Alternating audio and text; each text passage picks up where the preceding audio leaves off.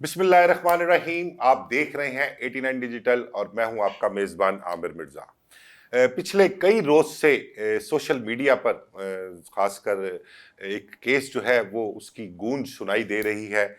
सरगोदा का एक डॉन जिसका नाम राय फैसल शफ़क़त भट्टी, उसको प्रिटेंड इस तरह से किया गया है सीसीडी की जानिब से भी और उनके मुखालफिन की जानिब से भी कि वो एक शूटर्स की फौज रखता था और शूटर्स के जरिए उसने सरगोदा में कत्लो गारतगरी का बाजार सरगर्म कर रखा था।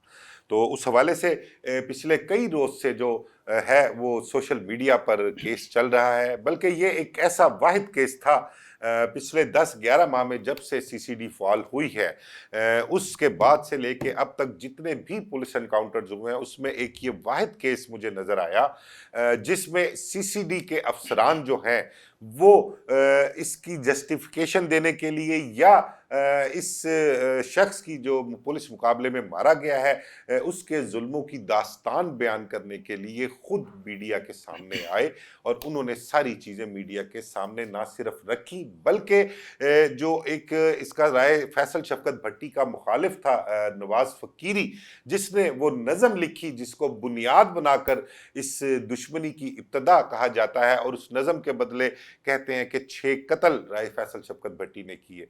नवाज फ़कीरी का बेटे और बेटी को भी प्रेस कॉन्फ्रेंस में मजलूमियत का प्रचार के लिए या एक मजलूम ख़ानदान शो करने के लिए उनको प्रेस कॉन्फ्रेंस में जो था वो पेश भी किया गया। बहरहाल इस केस के हवाले से बहुत से हक़ाइक़ जो हैं वो सोशल मीडिया पर सामने आ रहे हैं और आगे मज़ीद भी आएंगे। हमारे 89 न्यूज़ के रिपोर्टर हैं, सीनियर रिपोर्टर हैं हाफ़िज़ इरफान साहब, उन्होंने इस हवाले से भी काफ़ी वर्किंग की है, बल्कि सरगोदा राय फैसल शफ़क़त भट्टी के, नवाज फ़कीरी के, मास्टर असलम के और जो इर्द गिर्द का एरिया है वहाँ जाकर सब उन्होंने इन्वेस्टिगेट भी किया, लोगों से बातचीत भी की और वो खासे उनकी गिरफ्त है इस केस पर और ख़ासी मालूमात है। तो आज हमारे साथ स्टूडियो में मौजूद हैं पॉडकास्ट के लिए हाफ़िज़ इरफान साहब, तो उनसे इस केस के हवाले से डिटेल में बात करेंगे और इस केस में अब तक क्या पेशरफ्त हुई है, राय फैसल शफ़क़त भट्टी के मुखालफिन का क्या किरदार है और अब लेटेस्ट डेवलपमेंट इस हवाले से हम डिटेल में बात करते हैं हाफ़िज़ इरफान साहब से। हाफ़िज़ साहब, बहुत शुक्रिया आपका टाइम देने के लिए और बड़ा काम किया जी आपने। राय फैसल शफ़क़त भट्टी के केस के हवाले से आप सरगोदा भी गए, तो ज़रा हमें थोड़ा सा बताएं ना कि ये केस असल में है क्या और वाकई में राय फैसल शफ़क़त भट्टी इतना जालिम था कि उसने अपने बाप के कत्ल के बदले में 7 लोगों को मार दिया और एक और मुखालिफ जिसने एक नज़म लिखी तो उस नज़म के बदले में 6 लोगों को मारा। ये एक तासुर सीसीडी की जानिब से प्रेस कॉन्फ्रेंस में दिया क्या गया, बल्कि उनका बयानिया यही था। इस हवाले से ज़रा बयान कीजिएगा। सर बहुत शुक्रिया नाचीज़ को मदू करने के लिए। जो आपने बात की है, ये केस एक बड़ा हाईलाइटेड केस है पंजाब का और मैं समझता हूँ तीफी बाट केस के बाद अगर किसी केस ने इतनी पीक पकड़ी है तो ये फैसल शफ़क़त भट्टी के नाम से जो मंसूब है यही केस है। अगर आप बात करते हैं, हम लोग पहुँचते हैं लास्ट वेडनेसडे जो है वो 168 चक नंबर है 168/71, ठीक है जी। और ये है सीलामारी का इलाका और दूसरा जो नाम लूँगा वो है मोंगोवाली भट्टियाँ। ये 2 गांव हैं जो सरगोदा का जो इलाका है उसके तहसीलें हैं ये। यहाँ पे आपको बता दूं कि वहाँ पे जाके बहुत सारे इंकशाफात जो हैं उनसे पर्दे उठे हैं, बहुत सारे हकायक सामने आए। देखिए, तस्वीर के हमेशा 2 रुख होते हैं। जब सबसे जो बुनियादी तौर पे आपको बताता चलूं कि असल में हुआ क्या, जैसे ही ये सीसीडी की जानिब से प्रेस कॉन्फ्रेंस सामने आती है, आला अफसरान जो हैं वो आगाह करते हैं, मीडिया को ब्रीफ किया जाता है और इसी हवाले से जाहिर है 89 भी वहाँ पे मौजूद था और आपने वहाँ पे कवरेज दी और बाकायदा हमने उसको हाईलाइट किया। तो इस प्रेस कॉन्फ्रेंस से जो है ये फैसल शफ़क़त भट्टी की फैमिली हमारे साथ राब्ते में आई। उन्होंने कहा कि आपने हमसे कोई मौक़िफ़ ही नहीं लिया, हमसे भी सुना जाए, सिर्फ एक साइड की सुनी जा रही है। जहां से ये मामला शुरू हुआ और फैसल शफ़क़त भट्टी का जो भतीजा है ओन भट्टी, उसने जो है वो हमसे रब्ता किया कि मैं बाकायदा जो है वो लाइव आके आपको इंटरव्यू देना चाहता हूँ। अच्छा सर, जब उनसे बात होती है, ओन भट्टी से बात होती है, तो बहुत सारी ऐसी चीज़ें सामने आती हैं कि जिनको सुन के जो है वो समझ आ रही होती है कि वाक़यातन तस्वीर का जो दूसरा रुख है वो भी एक बड़ा अहम तरीन है, उसको भी सुनना ज़रूरी है। बहरहाल उसी को मद्देनज़र रखते हुए हमें इलाके में जाना। आपने जब सीसीडी की प्रेस कॉन्फ्रेंस हुई थी तो उसमें भी जो आफ्ताब अहमद फुल्लरवान साहब हैं एसएसपी सीसीडी, उनका कहना था कि आप इलाके में जाएं ताकि जाके पता चले आपको वहां पे कि क्या जुल्म जबर हुए हैं, और ये चीज भी जो है वो काबिल गौर थी। इसी हवाले से जो है वो टीम रंगे हाथ साहब सॉरी आपको डिस्टर्ब कर रहा हूँ, ठीक है, एक एफआईआर राय फैसल शफकत भट्टी के खिलाफ दर्ज थी, मान लिया कि उसने ये 13 कत्ल करवाए। मुझे ये बताएं कि जो उसकी ओपोनेंट पार्टीज हैं, कलियार फैमिली थी, उन्होंने सुलह की, अब वो कहते हैं, बल्कि दावा भी करते हैं कि वो कलियार फैमिली से गमी खुशी में मिलते भी हैं, वो आना जाना भी है उनका। ये नवाज फकीरी का जो खानदान था, ये वाकई में शरीफ लोग हैं वहां पर, इनके खिलाफ कोई वहां पर एफआईआर नहीं है, या ये भी कोई दुश्मनदार हैं, या इनकी वहां पर जो सरगोदा के इलाके में जो इनके मामलात हैं वो आपने क्या देखे, क्या सामने आए वहां पर? जी बिल्कुल सर, ये बड़ा अहम सवाल है जो आपने किया है। वहीं से शुरू करता हूं कि असल में ये 3 इलाके हैं जिसमें 3 फैमिलीज भी हैं, 3 इलाके भी हैं, इनके अलग-अलग इलाके हैं। जो नवाज फकीर है इसका इलाका है सीला वाली 168/71, और जिस प्लॉट से ये तनाजा शुरू होता है वो नवाज फकीर के घर के बिल्कुल सामने है, और वो शामलाट की जगह है। 11 मरले का प्लॉट है जिसको बाकायदा 3 मरले का बताया जा रहा था। मैं यहाँ पे ये बताना इसलिए जरूरी है कि बहुत सारी चीजें हैं जो मैं समझता हूँ कि शायद अफसरान के नॉलेज में भी नहीं थी, मौके पे जाने पे हमें जो है वो बहुत सारी सामने हैं।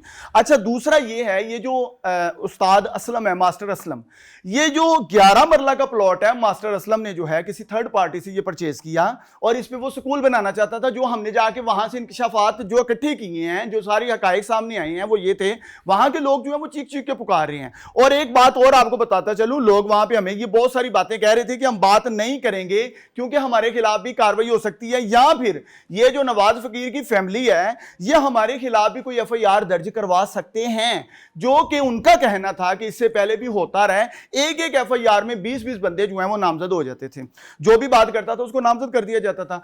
हम लोगों ने जैसे ही फैसल शफकत भट्टी, क्योंकि फैसल शफकत भट्टी, मैं ये नहीं कहूंगा कि बहुत अच्छा बंदा था, मैं ये कहूंगा उसको मैं डिफेंड कर रहा हूं, ऐसी कोई बात नहीं। असल में जो भी था वो वहां का एक जमींदार बंदा था, और वहां पे पंचायतें समेटना, इस तरह के मामला उनके थे, और सारी चीजें सच हो सकती हैं। लेकिन अगर ओपोनेंट दूसरा रुख देखा जाए तो नवाज फकीर के घर के सामने ये प्लॉट था, और उस प्लॉट पर जो है वो आज भी मैं आपको बताता चलूं। सबसे पहले बता दूं कि नवाज फकीर के घर के सामने ये प्लॉट है, हम लोग जाते हैं वहां पे रिकॉर्डिंग के लिए। आप ये सुन के हैरान हो जाएंगे, और शायद हमारे नाजरीन भी, और शायद जो सुनेगा वो एक बार सोच में पड़ जाएगा। ये जो प्रेस कॉन्फ्रेंस में आफ्ताब अहमद फुल्लरवान साहब के साथ बच्चा बैठा था, लड़की और लड़का थे, ये लड़का आसिफ नवाज है, नवाज फकीर का बेटा है, और ये बाकायदा वेपन्स के साथ इसकी तस्वीर जो पहले भी 89 ने जो है वो शाया की हैं, और इंकशाफ ये भी सामने आया कि ये भी एक शूटर है। लेकिन इससे हटके अगर बात करूं तो हम जब सरगोदा में पहुंची हैं, 168/71 सीला वाली में पहुंची हैं, इनके घर में पहुंची हैं, इनके घर के सामने वो प्लॉट था, वहां पे कवरेज शुरू की है, तो एक नौजवान ने हाथ में छोटा सा बच्चा उठाया हुआ है, और एक दूसरे हाथ में उसने वेपन पकड़ा हुआ है, और वो हमारी तरफ चलता आ रहा है। आप यहां से अंदाजा कर सकते हैं कि ये लोग भी कितने शरीफ हैं। और अगर बात करूं तो ये जो मास्टर असलम है, तनाजा शुरू होता है मास्टर असलम से, क्योंकि वो प्लॉट उसी का था, उसने स्कूल बनाना था वहां पे बच्चों की तालीम के लिए, और ये नवाज फकीर जो है उसकी जानिब से जो है भत्ता वसूली की जो है वो डिमांड की जा रही थी कि मुझे कुछ दोगे तो इस पे कुछ बनाओगे। ये मैटर जाता है। सब नवाज फकीरी के एक भाई का भी आपने जिक्र किया, शीश नाग के, उसका क्या किरदार है, उसके क्या रिकॉर्ड है? वो सुना इश्तिहारी है, शूटर है, ये भी वहां पर लोगों ने आपको कुछ बताया होगा, इस हवाले से भी जरा। सर बिल्कुल आपने बजा फरमाया, वहां पे लोगों ने चीख चीख के पुकारा है कि एक साइड आपने देखी है, एक साइड जो है वो इदारों को नजर आई है, दूसरी साइड नजर क्यों नहीं आ रही। वहां पे ये भी कहा गया कि ये जो नवाज फकीर का भाई है, इसका नाम है जुल्फकार उर्फ शीशनाग। शीशनाग की वहां पे इतनी दहशत है कि जब हम रिकॉर्डिंग कर रहे थे, फिर उस वक्त भी लोग कह रहे थे कि वो अभी भी आ सकता है, और वो इश्तिहारी है, वो कह रहे थे कि इंटरनेशनल लेवल का ये बंदा इश्तिहारी है जिसको चाहे गोली चला देता है। अब इसी प्लॉट की तरफ वापस आता हूं। प्लॉट के ऊपर नवाज फकीर जो है वो चाह रहा था कि मुझे भत्ता मिले, यही फैसला जो है वो चला गया फैसल शफकत भट्टी के पास। एक और बात आपको यहां पे बताता चलूं, नवाज फकीर जो है ये एक टाइम में फैसल शफकत भट्टी का गनमैन भी रहा है। उसी का मुलाजिम भी रहा है। अच्छा। और ये जो मास्टर असलम था उसका कहना था मैंने इसीलिए ये मैटर जो है ये फैसल शफकत भट्टी के पास लेके गया कि उसी का मुलाजिम था, ये मामला हल हो जाएगा। लेकिन नवाज फकीर वहां पे भी इस चीज को मानने से इनकारी था, क्योंकि फैसल शफकत भट्टी ने कहा कि तुम कितने पैसे चाहती हो, 1,50,000 से बात शुरू हुई, 80,000 अच्छा, यहाँ आई। पर एक चीज मैं आपको टोक रहा हूँ, ये जो आपने एक नया इंकशाफ किया कि नवाज फकीरी उनका मुलाजिम था, तो वो जो उसने एक नज़म लिखी है वो नज़म तो नहीं है, वो तो एक इश्तियाल अंगेजी है।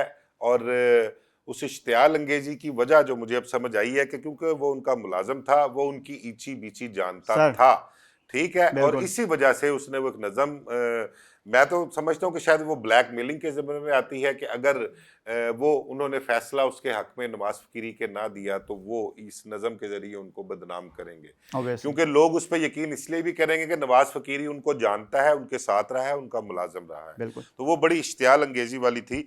तो आप प्रोग्राम वहाँ पर करके आए हैं, लोगों से मिले भी हैं, तो मैं कमेंट्स भी काफ़ी पढ़ रहा था, खासे इल्ज़ामात भी लग रहे हैं, कुछ लोगों का ख्याल है कि शायद माली मफादात की खातिर जो है ये प्रोग्राम किए जा रहे हैं। लेकिन खैर हमने तो अपनी डगर पे चलना है, लोगों का क्या है वो तो कहते हैं, किसी का मुंह नहीं रोक सकते आप, जितने मुंह उतनी ज़बानें।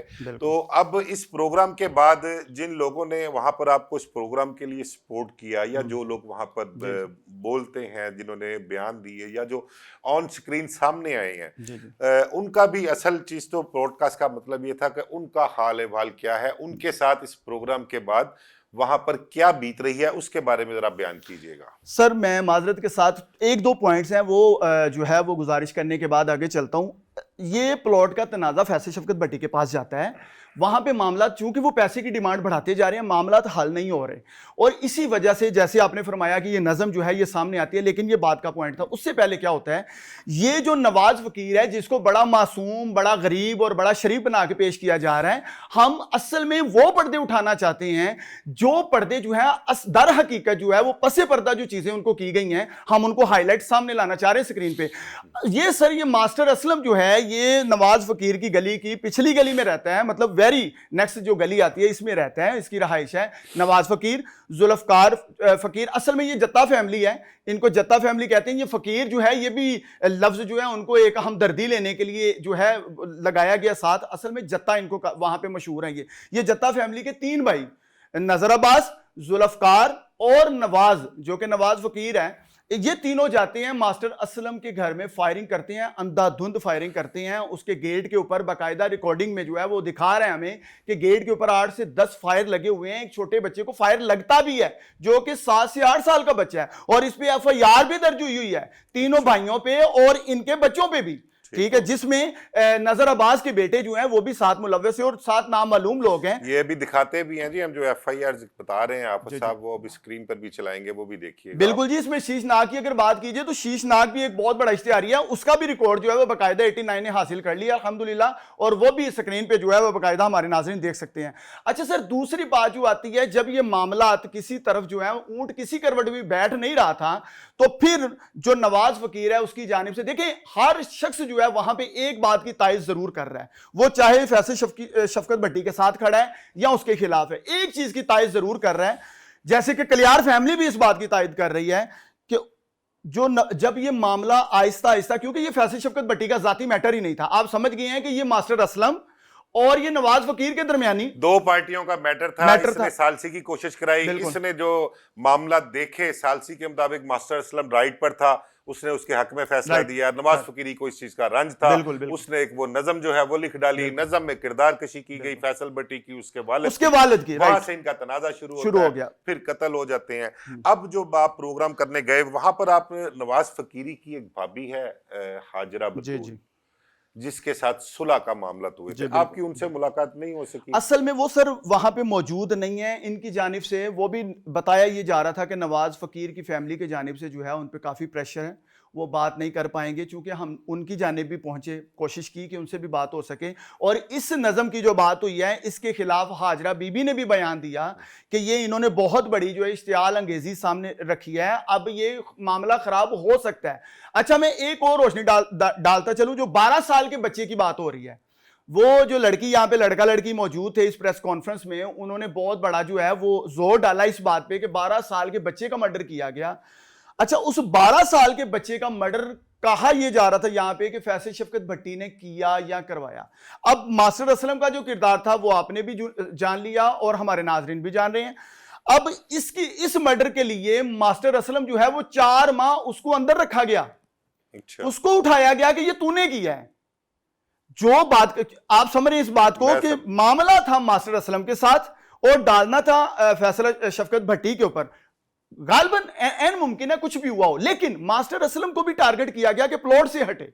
और एक और इंकशाफ जो है वो आपको करता चलूं, ये बहुत बड़ी ब्रेकिंग है कि आज भी वो प्लॉट 7 से 8 अफराद का मर्डर होने के बाद भी वो प्लॉट किसके कब्जे में है वो बताना चाहता हूं कि जब हमारी टीम, जब 89 की टीम रंगे हाथ वहां पे प्रोग्राम के लिए पहुंची है, जो नौजवान वेपन लेके हमारे सामने आया वो हमें असल में हमें हरासा करने की कोशिश कर रहा था। वो हमें समझ ले कि डराने धमकाने की या खौफो हरास डालने की कोशिश कर रहा था कि ये लोग यहां से रफू चक्कर हो जाए, यहां से निकलें, यहां पे कोई बात ना करें। लेकिन चूंकि टीम रंगे हाथ ने जो है अल्हम्दुलिल्लाह वहां पे जाके हक सच की आवाज को बुलंद करना था और वो प्लॉट जो 3 मरले का था वो 11 मरले का निकला। और ये नौजवान जो वेपन लेके वहां पे था वो नवाज फकीर का बेटा, ये आसिफ नवाज जो यहां पे प्रेस कॉन्फ्रेंस में लड़का आया हुआ था उससे छोटा भाई है और उसके हाथ में वेपन है और वो हमें खौफ और आसम पे डालने की कोशिश कर रहा है। इसका मतलब ये हुआ नवाज फकीर के बिल्कुल घर के सामने जो है वो प्लॉट है 11 मरले का और वहां पे अगर कोई जाता है तो वेपन लेके जो अफराद आते हैं। इसका मकसद सर आप जरा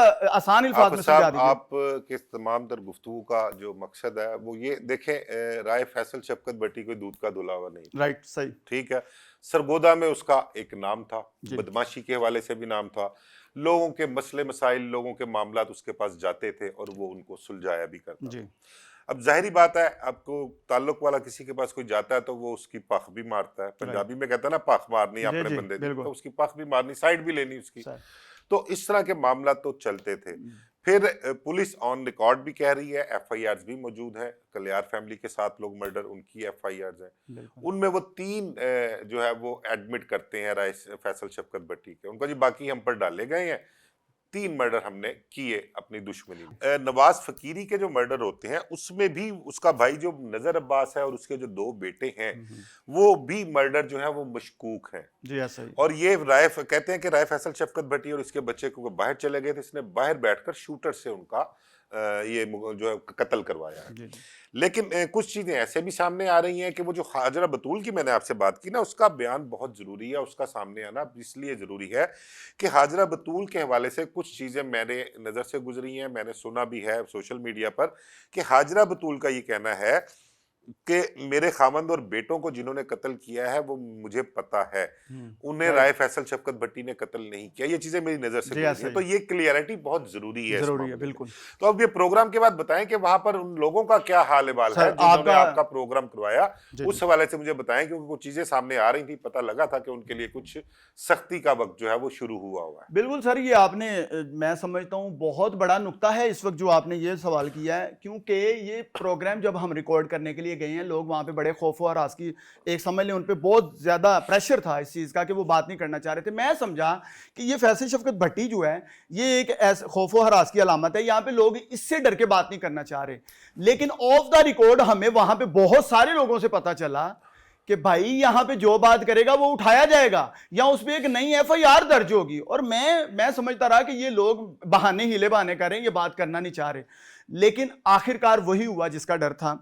होता यह है सर कि कल हमारे साथ बाकायदा ऑडियो मैसेजेस मौजूद हैं, अगर वो भी हमारी 89 की टीम जो है वो बैकग्राउंड पे चला देती है, तो होता यह है सर कि मास्टर असलम जो है, जो कि मेन किरदार था इस तमाम मामले का, ये जो 13 कत्ल की अगर बात की जा रही है तो इसमें जो मेन किरदार था वो मास्टर असलम था, जो 11 मरले का प्लॉट जिसका था, जिसने शामलाट का प्लॉट खरीदा हुआ था, उसको उठा लिया गया उसके घर से और उसके घर में इस वक्त सफे मातम है। और किसने उठा लिया है? मुखालफीन ने उसको सर वो वहां पे कोई नवाज नामी सीसीडी इंचार्ज बता रहे हैं। सीसीडी ने पुलिस के साथ जाके सीसीडी ने उनको उठाया है, वहां पे एक भारी नफरी गई है। लिया साहब, उनको सीसीडी का क्या ताल्लुक है? उन्होंने तो एक काम अपना करना था, कर दिया। तो अब सीसीडी का क्या ये लोग सीसीडी के अगेंस्ट इन्होंने प्रोग्राम करवाया, सीसीडी के अगेंस्ट बोले हैं वो, या उनके मुखालफीन के अगेंस्ट बोले हैं? असल बात यही है, लम्हा फिक्रिया यही है कि वो बात अपने हक की कर रहे हैं और उठा उनको इदारे रहे हैं, उसकी वजह क्या है ये समझ से बालातर है। क्योंकि आप समझ सकती हैं कि वो लोग जो बोल रहे हैं वो सीसीडी के बयानात के बिल्कुल खिलाफ जा रहा है, ठीक है जी। जो इतने आला अफसरान को मिसगाइड किया गया, मैं समझता हूं कि एक नौ उम्र लड़का और लड़की आके इदारों को मिसगाइड कर दें, ये एक लम्हा फिक्री है। एक आम आदमी, एक बाअसर शख्सियत जो है उसके साथ ये हालात हो गए हैं, आम आदमी के क्या हाल होंगे। यहां पे सर मास्टर असलम जो है वो मेन किरदार था, उसको उठा लिया गया, उसके घर में सफे मातम है कल से। और एक और लड़का वहां पे उठाया गया जिसका नाम कैसर है, कैसर जो है उसको भी उठा लिया गया क्योंकि इन लोगों ने बयान दिए थे और बाकायदा कोई प्रेशर इन पे क्रिएट किया जा रहा है, जो कि हम लोग अभी इस बात को जो है वो सामने नहीं रख सकते। लेकिन जैसे ही अथेंटिक होगी, सबूतों के साथ हमारे सामने आएगी, तो इंशाल्लाह इसको भी सामने रखा जाएगा कि उनको प्रेशराइज क्यों किया जा रहा है। क्योंकि प्रेशर जो वाज़ेह तौर पे नजर आ रहा है वो तो यही है कि भाई उन लोगों ने जो है ऑब्वियसली जो बयानात दिए हैं वो सीसीडी के बयानात के साथ वो उनके बिल्कुल अगेंस्ट आ रहे हैं, उनके बिल्कुल अगेंस्ट है। तो आप सब समझते हैं कि जो मैं कहना चाह रहा हूं कि ऐसा है कि राय फैसल शफकत भट्टी के जो मुखालफीन हैं उनको सीसीडी की मुकम्मल सपोर्ट हासिल है, वो उनको सपोर्ट कर रहे हैं। आप क्या इस मुतल्लिक कहेंगे? क्योंकि ये इस तरह एक लोगों को उठा लेना, और एक तो वो उसको फैसल शफकत भट्टी को मुकाबले में मारा भी उन्होंने, और उसके अगेंस्ट सीसीडी जो है वो खुल के सामने भी आई, मीडिया के सामने आके बयान किया, और अब इन लोगों को उठा लेना, ये किस चीज़ की शहादत है या किस चीज़ की गवाही है? अच्छा सर, मैं ये कहने से तो कासिर हूं कि ये सीसीडी ही इनको जो है वो शेल्टर प्रोवाइड कर रही है या इनको सपोर्ट कर रही है, लेकिन कोई ना कोई ऐसा बाअसर शख्स या कोई ना कोई ऐसा बाअसर जरिया है उनके पास कि वो इतने बड़े पैमाने पर खेल रहे हैं कि एक लड़का और लड़की लाहौर में बैठे हुए हैं, यहां से इशारा होता है वहां पे जो है वो टीमें पहुंच जाती हैं। अब इन लोगों का कसूर क्या था जिनको उठाया गया? मैं समझ रहा हूं ये कोई जंगल नहीं है सर। अब साहब ये तो दुश्मनी का मामला तो ये तो चल रहा है, काफी अरसे से चल रहा है, और एकदम ये डिसाइड कर लेना कि उसको मार देना, आपको कहीं ये स्मेल नहीं आई, कहीं ऐसा नहीं लगा आपको कि इस सारे मामले के पीछे शायद कोई ना कोई पॉलिटिकल शख्सियात हों जिनका राय फैसल शफकत भट्टी को जो बर्दाश्त ना कर पा रहे हैं, या वहां पर सरगोदे में अपनी उजारादारी के लिए अपनी धाक बिठाने की? क्योंकि वहां पर मैंने ये देखा इस केस में कि वहां पे जो पॉलिटिकल लीडर्स हैं, एमएनए हैं, एमपी हैं, जो भी कोई लोग हैं, वो उन सब से ये फैसल शफकत भट्टी भारा मुझे लग रहा था, उनसे वजन इसका ज्यादा था वहां पर। उससे कुछ चीजें ऐसी कुछ स्मेल की आपने कि इसमें कोई पॉलिटिकल पर्सनालिटीज इन्वॉल्व हों और उनकी वजह से जो है वो गवर्नमेंट लेवल पर या सीसीडी के आला सतह लेवल पर जो है उनको ब्रीफ दिया गया वो फैसल शफकत भट्टी के हवाले से?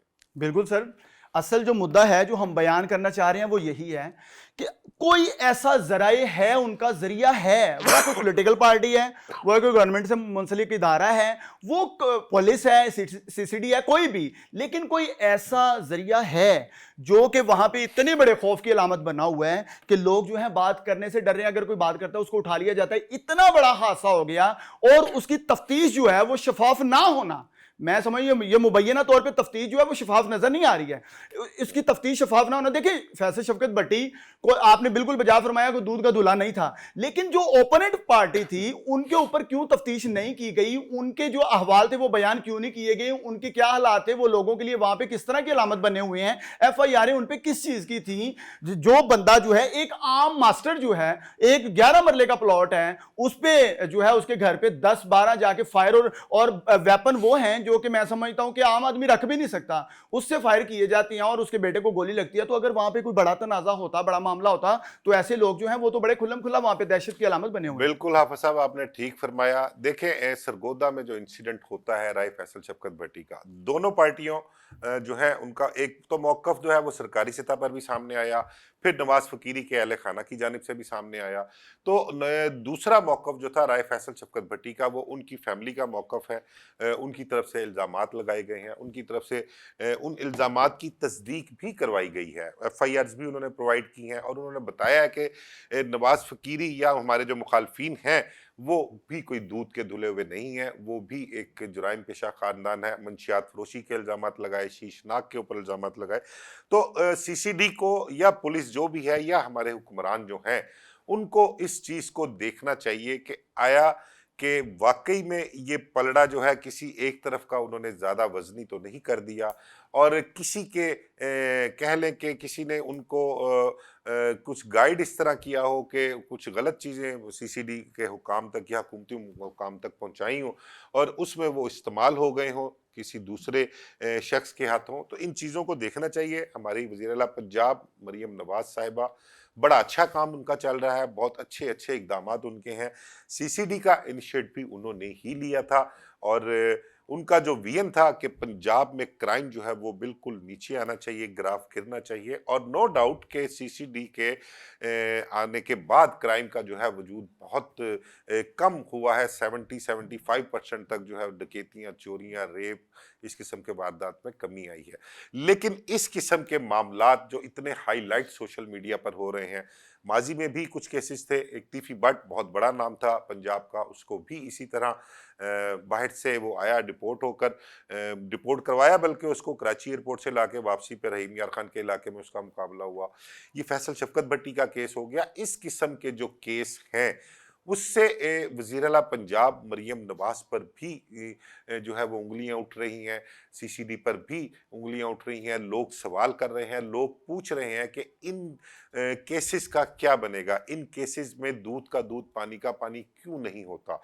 और इसी तरह देखिए, दुश्मनदार गिरोह थे ना दोनों, दोनों की दुश्मनियां थी, और कत्ल जितने भी हुए थे वो दुश्मनियों में हुए थे। अब दुश्मनी में एक साइड से कुछ ज्यादती ज्यादा होती है, दूसरी साइड से कम होती है, तो एंड है तो दुश्मनदारी। और उस दुश्मनदारी को देखना चाहिए इदारों को आया कि इसके पीछे कोई और मामला तो नहीं है जिसकी वजह से उन्होंने ये इकदाम किए हैं।